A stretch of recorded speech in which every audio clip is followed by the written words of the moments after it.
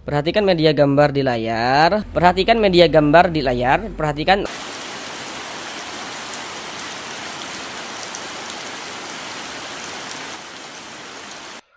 Assalamualaikum warahmatullahi wabarakatuh. Jika memiliki permasalahan, belum lancar di dalam membaca Al-Quran, kemudian belum memahami ilmu tajwid sehingga tidak percaya diri ketika membaca Al-Quran, mari belajar mengaji Al-Quran di channel ini. Di sini kami akan berusaha untuk membantu saudara semuanya, Bapak dan Ibu, dalam berusaha untuk melancarkan bacaan Al-Qur'annya, dalam berusaha untuk memperbaiki bacaan Al-Qur'annya. Jadi nantinya kita akan belajar dengan pelan-pelan. Untuk tajwidnya akan kami jelaskan dengan pelan-pelan, kemudian ditambah media gambar dalam penjelasannya, sehingganya insya Allah saudara semuanya, Bapak dan Ibu, dapat dengan mudah dalam memahami ilmu tajwid yang kami sampaikan. Kemudian untuk membaca Al-Qur'annya juga nantinya akan kita baca bersama-sama dengan pelan-pelan. Tujuannya dengan pembacaan yang pelan-pelan tersebut agar memudahkan Bapak dan Ibu, saudara semuanya dalam mengikuti bacaan kami guna untuk latihan supaya bisa cepat lancar dalam membaca Al-Qur'annya. Selanjutnya, kami selalu mendoakan semoga saudara semuanya, Bapak dan Ibu yang belajar bersama kami di channel ini, semoga diberikan kemudahan oleh Allah Subhanahu wa taala dalam berusaha untuk memahami ilmu tajwid guna untuk memperbaiki, untuk melancarkan bacaan Al-Qur'annya. Semoga juga kita senantiasa diberikan kesehatan oleh Allah Subhanahu wa taala, dipermudah segala urusan-urusannya, dan semoga dikabulkan segala hajat-hajatnya, dan juga semoga kita semuanya senantiasa diberikan rezeki yang berlimpah dan barokah oleh Allah Subhanahu wa taala, sehingganya dengan rezeki yang berlimpah dan barokah tersebut semoga kita semua nantinya bisa menjadi seorang ahli sedekah dan juga bisa beribadah umroh dan haji ke tanah suci Mekah.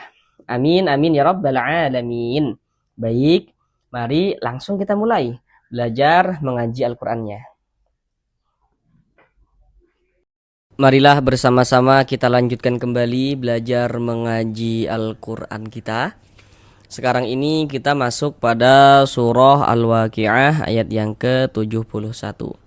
Jadi kita belajarnya itu pelan-pelan saja, sedikit-sedikit saja. Yang terpenting semoga dapat langsung bisa dipahami ilmu tajwidnya begitu. Karena kami berusaha menjelaskannya itu dengan pelan-pelan supaya dapat memudahkan siapa saja yang belajar di channel ini, seperti itu. Mari kita baca bersama-sama dengan pelan-pelan, baru setelahnya kita pelajari tajwidnya dengan pelan-pelan. A'udzu billahi minasy syaithanir rajim.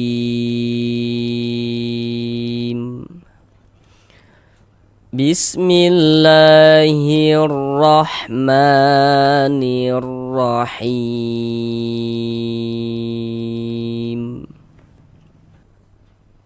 Afara'aytumun narallati turun.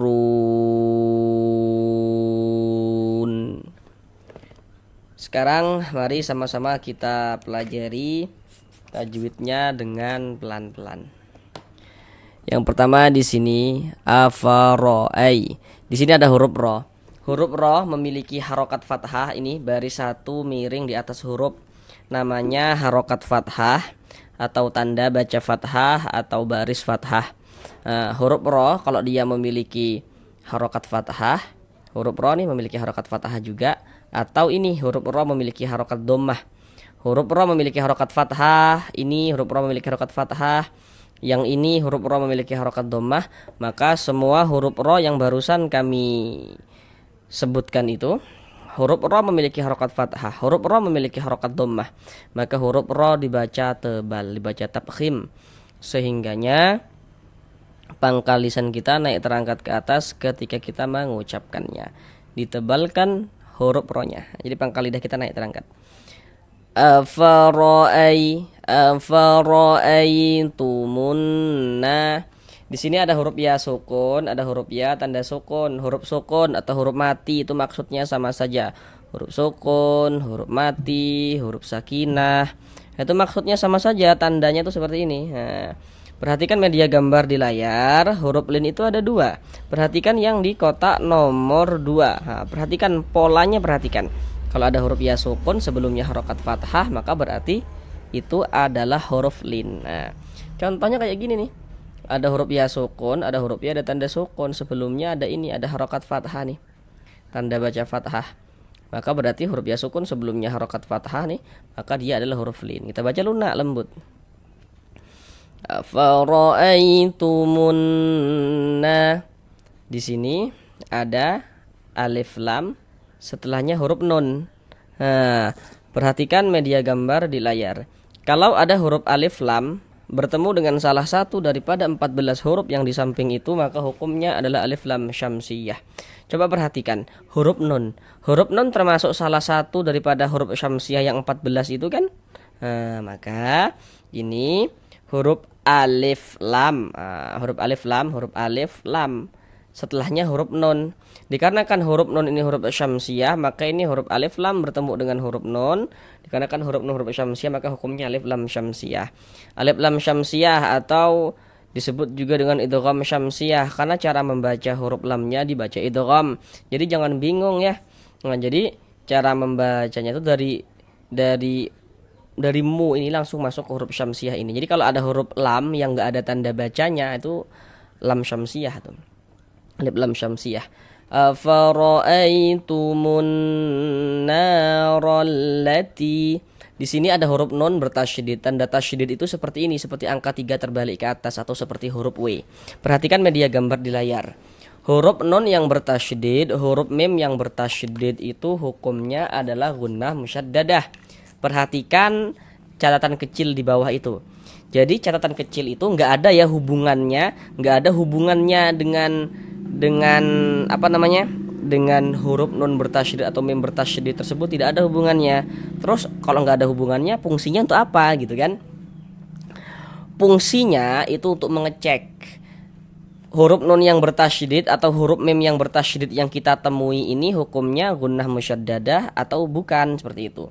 Karena nanti kalau hanya kami katakan huruf nun bertasydid, huruf mim bertasydid hukumnya gunnah musyaddadah, nanti yang masih pemula dalam belajar tajwid, belum tahu tentang hukumnya idgham begitu, nanti akan mengira, oh berarti semua huruf nun yang ada tanda tasydidnya, semua huruf mim yang ada tanda tasydidnya hukumnya gunnah musyaddadah dong.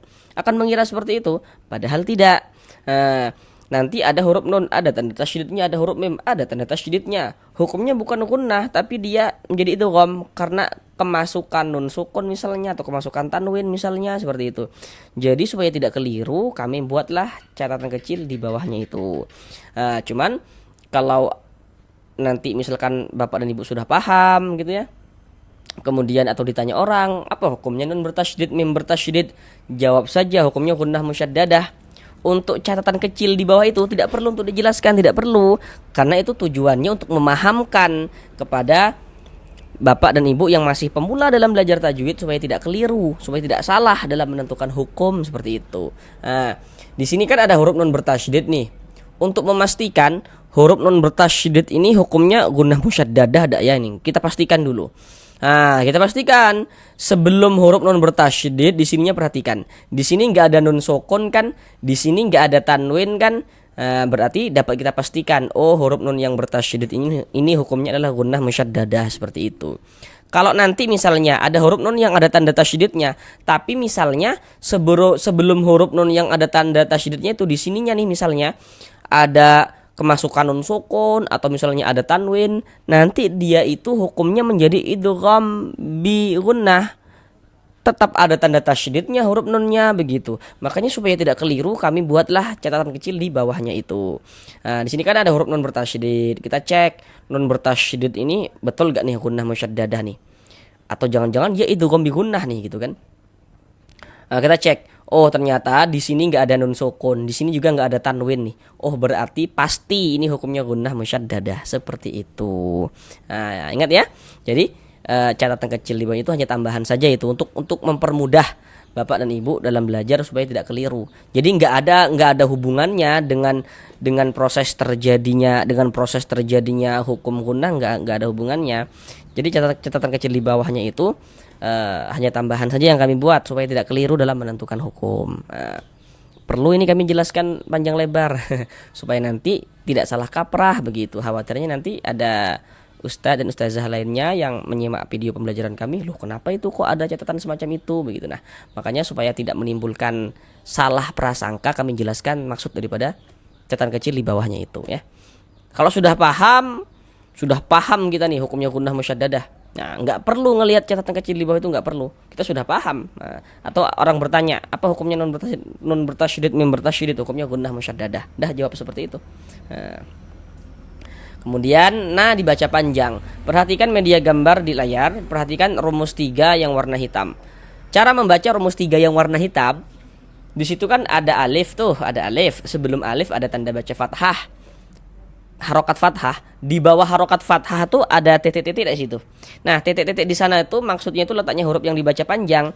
Jadi cara kita memahami rumus 3 yang warna hitam itu, kalau ada alif, sebelum alif ada harokat fathah, maka huruf yang memiliki harokat fathah dibaca panjang.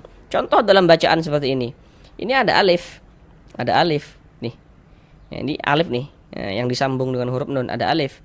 Sebelum alif ada harokat fathah nih, tanda baca fathah. Baris satu di atas huruf harokat fathah atau tanda baca fathah. Ada alif, sebelumnya ada harokat fathah, maka huruf yang memiliki harokat fathah dibaca panjang seperti itu. Sehingganya dibaca panjang. Mad tabi'i panjang 2 harokat. 2 harokat saja panjangnya. Tumun narollati, jangan dibaca dipanjangkan begitu, jangan, 2 harokat saja. Narollati seperti itu. Huruf ra memiliki harokat fathah, tadi sudah kami jelaskan ya, dibaca tabkhim, dibaca tebal. Kemudian di sini ada hukum alif lam syamsiyah juga. Perhatikan media gambar di samping. Huruf lam termasuk salah satu daripada 14 huruf syamsiyah kan, huruf lam. Coba perhatikan, coba cari itu huruf lam termasuk enggak salah satu daripada 14 huruf yang di samping itu. Cuman di sini saudara semuanya, Bapak dan Ibu, huruf lam yang satunya itu dia nggak ditulis. Kan tadi kan kami jelaskan kalau ada huruf alif lam bertemu dengan salah satu daripada 14 huruf yang di samping itu, maka hukumnya alif lam syamsiyah. Huruf alifnya ini, huruf lam yang satunya dia nggak ditulis, seharusnya kan alif lam, seharusnya kan bentuknya alif lam jejer begini kan. Cuman di sini huruf lam yang satunya itu nggak ditulis, makanya di sini huruf syamsiyahnya adalah huruf lam yang ada tanda bacanya ini. Karena di sini huruf lam yang ini bertasydid ini. Huruf yang bertasydid itu kalau kita urai maka di sana ada 2 huruf. Jadi ini huruf lam ini bertasydid. Kalau kita urai maka berarti di sini ada 2 huruf lam. Jadi huruf alifnya yang ini, ada huruf lam yang sukun, baru ada huruf lam yang berharokat ini. Maka ini dari segi hukum tetaplah alif lam syamsiyah atau idgham syamsiyah. Rollati, ti dibaca panjang. Perhatikan rumus 1 warna hitam. Cara membaca rumus 1 warna hitam, di situ ada huruf ya sukun atau huruf ya mati. Sebelum huruf ya sukun ada harokat kasrah tuh atau tanda baca kasrah, baris miring di bawah. Di atas tanda baca kasrah itu ada titik-titik di situ. Titik-titik di sana itu letaknya huruf yang dibaca panjang. Jadi cara kita memahaminya, rumus 1 yang warna hitam itu, kalau ada huruf ya sukun, sebelum huruf ya sukun ada huruf yang memiliki harokat kasrah, maka huruf tersebut dibaca panjang seperti itu. Contoh dalam bacaan seperti ini. Ada huruf ya, ada tanda sukun. Ada huruf ya, ada tanda sukun. Sebelum ya sukun ada harokat kasrah, maka huruf yang memiliki harokat kasrah dibaca panjang. Sehingganya ti dibaca panjang. Mad tabi'i panjang 2 harokat. Rollati, tu dibaca panjang. Perhatikan rumus 2 warna hitam. Cara membaca rumus 2 yang warna hitam itu, kalau ada huruf waw sukun, sebelum waw sukun ada harokat dhammah atau tanda baca dhammah. Di bawah tanda baca dhammah ada titik-titik. Titik-titik di sana tuh letaknya huruf yang dibaca panjang. Jadi cara kita memahaminya, kalau ada huruf waw sukun, sebelum waw sukun ada huruf yang memiliki harokat dhammah, maka huruf tersebut dibaca panjang. Contoh dalam bacaan seperti ini. Ada huruf waw sukun, ada huruf waw, ada tanda sukun. Sebelum waw sukun ada ini, Ini ada harokat dhammah atau tanda baca dhammah nih namanya nih. Ada huruf waw sukun sebelumnya ada harokat dhammah, maka huruf yang memiliki harokat dhammah dibaca panjang. Sehingga tu dibaca panjang. Mad tabi'i panjangnya 2 harokat. Nah, sampai di sini saudara semuanya, Bapak dan Ibu, sudah bisa memahami rumus-rumus yang warna-warna hitam itu, rumus 1 warna hitam, rumus 2 warna hitam, rumus 3 warna hitam. Jadi nanti kalau membaca Al-Qur'an ya kita lihat-lihat, kita perhatikan untuk mengamati tanda-tanda bacaan panjang seperti itu. Kalau untuk yang warna-warna hijau di samping itu kan gampang cara membacanya tuh. Kalau ada tanda-tanda yang seperti warna-warna hijau itu ya, bentuknya nanti dalam Al-Qur'an ada tanda-tanda seperti yang warna hijau itu, bentuknya bukan warnanya, bentuknya.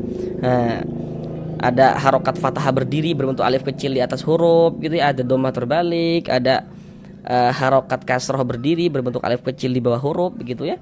Nah, itu huruf yang memiliki tanda-tanda seperti yang warna hijau itu dibaca panjang begitu. Nah, kemudian huruf ra memiliki harokat dhammah tadi dibaca tebal ya, dibaca tafkhim. Run adalah mad arid li sukun. Namun pada awalnya namanya mad tabi'i. Kenapa kok bisa berubah menjadi mad arid li sukun begitu? Nah, di sini ru dibaca panjang. Pasti sudah tahu saudara semuanya, Bapak dan Ibu, apa sebabnya kenapa kok ru dibaca panjang? Pasti sudah tahu alasannya apa begitu kan? Karena di sini ada huruf waw sukun. Ada huruf waw, ada tanda sukun. Sebelum waw sukun ada ini, ada harokat dhammah nih atau tanda baca dhammah. Maka huruf yang memiliki harokat dhammah atau tanda baca dhammah ini dibaca panjang, sehingganya ru dibaca panjang. Ru dibaca panjang. Mad tabi'i, ru dibaca panjang mad tabi'i pada awalnya. Kemudian mad tabi'inya itu bertemu dengan huruf yang disukunkan sebab kita berwakaf, maka dia terjadilah mad arid li sukun. Mad tabi'i bertemu dengan huruf yang disukunkan menjadi mad arid li sukun. Panjangnya mad arid li sukun itu boleh dibaca dengan panjang 2 harokat atau 4 harokat atau 6 harokat. Yang terpenting konsisten dalam sekali bacaan. Maksudnya konsisten itu kalau mad arid li sukun kita baca dengan panjang 2 harokat, maka semua mad arid li sukun yang kita temui pada saat kita membaca Al-Quran tersebut kita panjangkan dengan 2 harokat. Kalau misalnya 4, kita semua panjangkan 4 harokat seperti itu. Nggak boleh selang-seling, harus konsisten. Huruf yang disukunkan mana? Huruf nun. Ini kalau kita berwakaf berhenti di huruf nun, kita baca turun. Jangan dibaca turuna baru berhenti, nah baru berhenti begitu, jangan salah. Huruf nunnya kita sukunkan, kita matikan. Mengapa begitu? Kalau kita membaca Al-Quran kemudian kita itu berhenti, berwakaf kita di huruf yang tidak dibaca panjang, hurufnya kita sukunkan, kita matikan. Untuk di sini huruf nun yang kita temui nggak dibaca panjang. Ada nggak tanda panjangnya? Nggak ada, nggak dibaca panjang dia. Maka karena kita berhenti di huruf yang tidak dibaca panjang, hurufnya kita sukunkan. Kemudian di sini ada tanda waqaf. Betulnya itu qaf dengan lam yang bermakna al-waqfu aula. Jadi maksudnya itu berwakaf lebih utama. Jadi kalau menemukan tanda waqaf bentuknya qaf dengan lam seperti ini, yang bermakna al-waqfu aula, yakni berwakaf lebih utama. Jadi berhenti dulu kita, ambil napas, lanjutkan lagi bacanya, itu lebih utama. Sekarang mari kita ulang bersama-sama sekali lagi dari awal. Afara'aytumun narallati turun. Sampai di sini belajar mengaji Al-Qur'annya. Sampai bertemu di pembelajaran yang berikutnya. Assalamualaikum warahmatullahi wabarakatuh.